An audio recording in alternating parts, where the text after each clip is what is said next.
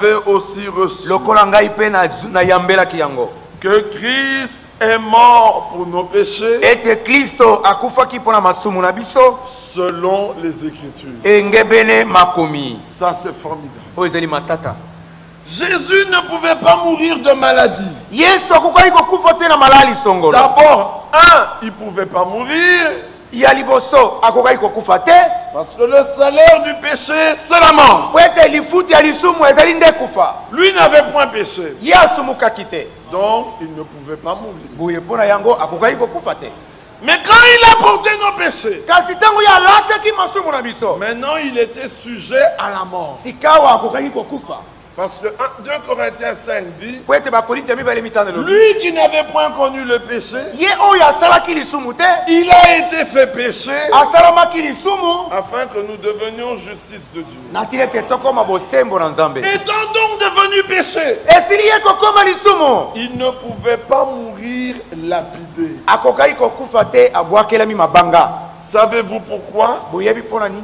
Parce que l'homme lapidé n'ôte pas la malédiction. Il ne pouvait pas mourir renversé par un cheval ou transpercé par une épée ou par une flèche. Il fallait qu'il meure selon les Écritures. Oh, les Écritures avaient déjà montré comment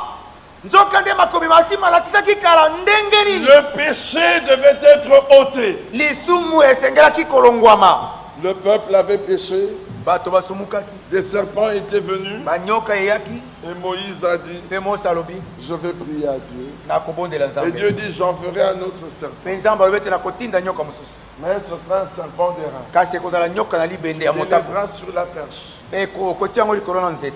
Quiconque regardera ce serpent,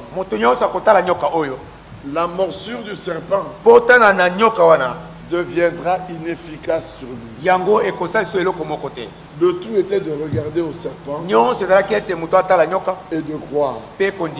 Donc pour que le péché soit ôté, il fallait que le péché soit élevé. C'est pour ça que les Romains ne pouvaient pas le tuer. Et je veux dire les Juifs. Ils l'ont amené à Pilate. Pilate a dit, je ne vois rien de mal en lui. Prenez-le et faites de lui ce que vous voulez.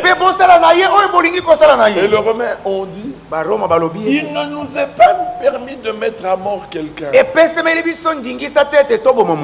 Parce que la mort des Romains était par lapidation. Je veux dire des Juifs. Était par lapidation. C'est ce que Dieu avait dit dans Deutéronome. Or, si on le lapidait, le péché n'était pas ôté. Et comme ils étaient sous la loi romaine, ils ont dit, il ne nous est pas permis de tuer quelqu'un.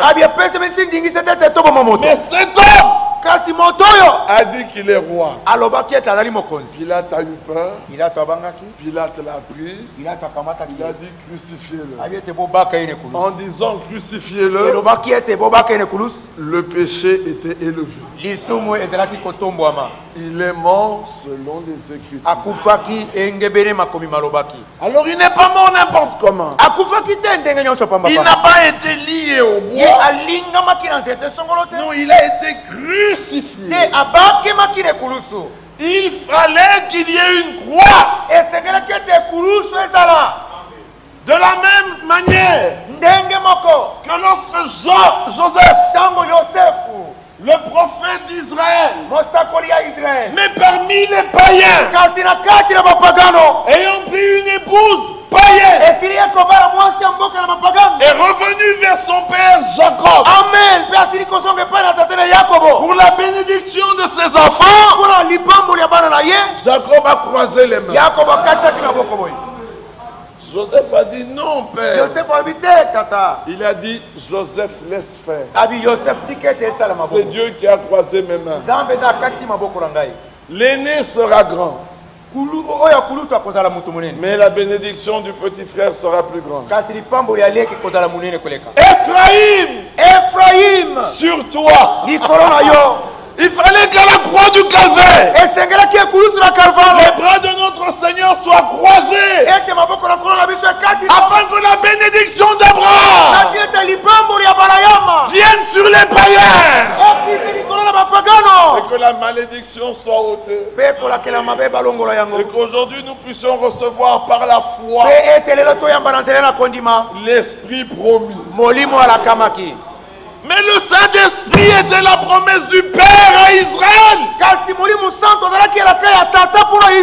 Nous étions étrangers. Mais par la mort du Fils, par la croix du calvaire, par la foi, la bénédiction d'Abraham vient sur nous. Il fallait qu'il meure avec les bras bien élevés. Parce que déjà Moïse avait montré en Amalek que tant que les bras étaient levés, Amalek était vaincu. Mais chaque fois que Moïse se fatiguait et quand les bras baissaient, Amalek avait la victoire. Alors Aaron a réfléchi. Vous connaissez tout cela. Il dit le problème n'est pas que toi tu maintiens tes bras haut. Le problème est que tes bras soient hauts. Alors nous allons les supporter. Ce n'est plus ton problème à toi seul, Moïse. Les bras étaient hauts. Israël remportait la victoire. Mais leurs jambes se fatiguaient. Le problème n'était pas d'être debout. Le problème était que les bras soient élevés. Alors ils lui ont mis un rocher. Un autre rocher. Et chacun a pris un rocher. Alléluia. Et là, assis sur le rocher, ils ont maintenu les bras de Moïse élevés jusqu'à ce que le dernier d'Amalek soit vaincu. Depuis lors, lisez votre Bible. Amalek a disparu. Croyez-vous cela? Amen. Plus de traces d'Amalek. En Golgotha, il fallait que les bras soient élevés. Le problème était que les bras soient élevés. Et pour qu'ils soient bien élevés, on les a cloués. Mais en les clouant, ils ne savaient pas que sans effusion de sang, il n'y a pas purification de péché. Alors en clouant, le sang a coulé, nos péchés purifiés. Alléluia. Et restant les bras comme ça, il est resté comme ça jusqu'à ce que le dernier d'Amalek soit vaincu. Le roi, le chef de l'armée, les groupes spéciaux, les fantassins, même les porteurs d'eau, tout Amalek a été vaincu. À Golgotha, c'est une victoire totale. Quand la victoire était totale, on a descendu Moïse de la croix. Amen. Alléluia. Ça ne pouvait pas être avant. Ça ne pouvait pas être après. Verset 4. Il a été enseveli. Et il est ressuscité le 3e jour, selon les Écritures, par la mort. Romains 3, 25. Nos péchés ont été pardonnés. Mais par la mort, vous n'avez pas été justifié. Non. Vous étiez coupable. Mais vous étiez des coupables pardonnés. Que vous marchez encore en chemin. Quand les regards faisaient sur vous, vous vous disiez, oui, c'est bien moi le voleur dont vous avez entendu? Mais lorsqu'il a été enseveli, là au fin fond du séjour des morts, quand il est entré, Adam a regardé. Il a dit à elle, mais c'est celui qui nous visitait le soir. Alléluia. Amen. Le soir. Au temps du soir, la lumière apparut. La visitation est le soir. Alléluia. Amen. Là, Abel regarde. Il dit, mais c'est mon agneau que j'avais immolé. Alléluia. Amen. Chacun du fond de l'abîme là où il était. Noé regarde. Il dit, mais c'est celui qui m'avait donné le plan de l'arche. Abraham regarde. Il dit, mais c'est celui qui m'était apparu au chêne de Mamré. Daniel regarde. Non, mais c'est la petite pierre. Zacharie regarde. C'est la pierre qui avait 7 yeux. Tous les saints l'ont vu dans l'âme, dans lequel il se révélait à eux. Mais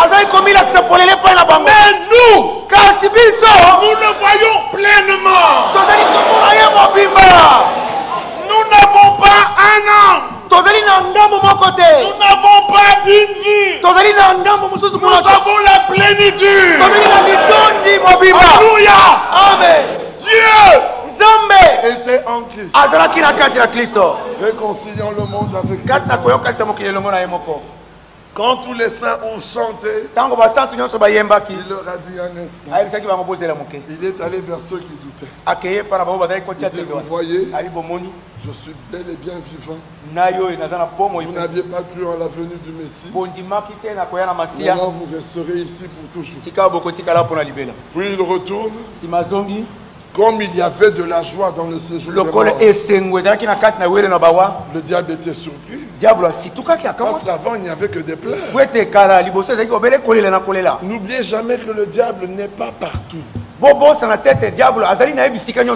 gens font du diable un être omniprésent. Non, il n'y a que Dieu qui est omniprésent. Le diable n'est pas omniprésent. Le diable n'est pas omniscient. Si tu gardes ta pensée pour toi, sans que tu parles, le diable ne le saura jamais. Mais si tu la gardes pour toi, sans que tu parles, Dieu la connaît. Le diable n'est pas omnipuissant. Quand un de ces hommes meurt, au lieu de le ressusciter, il l'amène en enfer et il le frappe encore. Mais notre Dieu est tout puissant. Quand nous mourons, il nous ressuscite. Alors quand Jésus était en enfer, le diable le regardait sur la croix. Il a vu des démons venir lui dire, quand tu traînes ici, mais il est déjà en bas. Il dit, mais comment? Il est ici. Il dit, non, il est en bas. Quand il descend, Jésus lui dit, donne-moi de la mort et du séjour des morts. Toi qui as faim, parce que tu n'as pas encore mangé depuis hier, as-tu peur de la mort? Les clés sont dans la main de Jésus.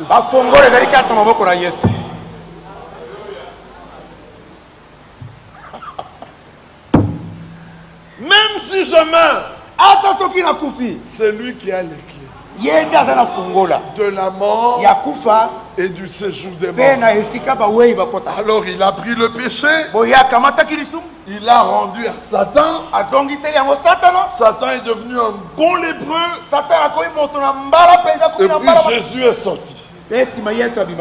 Comme il a